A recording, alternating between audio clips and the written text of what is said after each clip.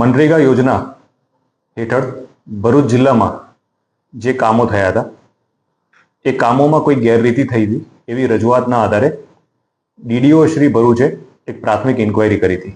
તપાસ ડિટેલમાં જતા ખબર પડી કે બે એજન્સીને આ કોન્ટ્રાક્ટ મળ્યો હતો, મુરલીધર એજન્સી અને જલારામ એજન્સી.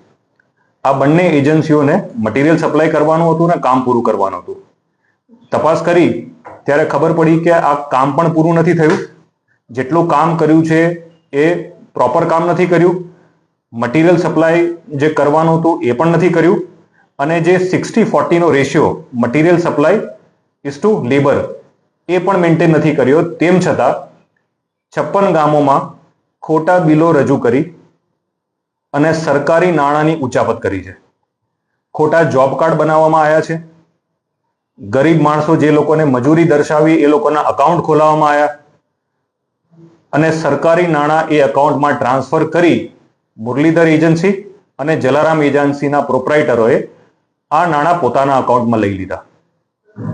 આ આખી તપાસ પ્રાથમિક રીતે 11 ગામોથી શરૂ થઈ અને હાલ પણ ભરૂચ જિલ્લાના 3 તાલુકામાં આ કામો જે નથી કરવામાં આવ્યા અથવા અધૂરા કામો કરવામાં આવ્યા છે તેની તપાસ ચાલુ છે.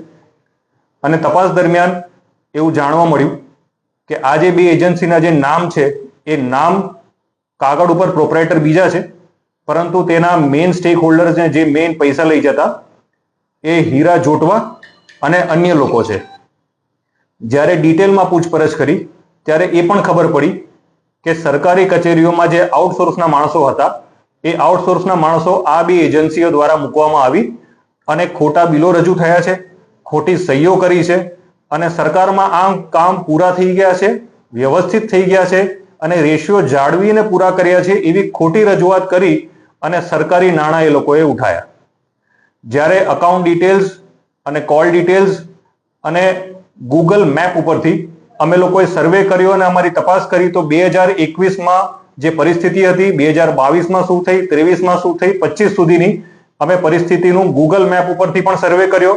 એ જગ્યા ઉપરના લેટલોંગ લઈ અને એનો પણ સર્વે કર્યો કે કામ કેવા થયા છે.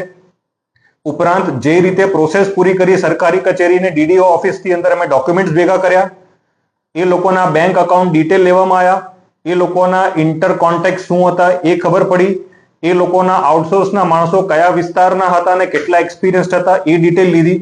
અને એના અંતે અમારી તપાસ ટીમે નિષ્કર્ષ ઉપર આવી કે આમાં જલારામ એજન્સી અને મુરલીધર એજન્સીની પાછળ પણ ઘણા લોકો છે કે જે સંડોવાયેલા છે અને જે લોકોએ આ સરકારી નાણાંની ઉચાપત કરીને પોતાના વપરાશ માટે આ પૈસા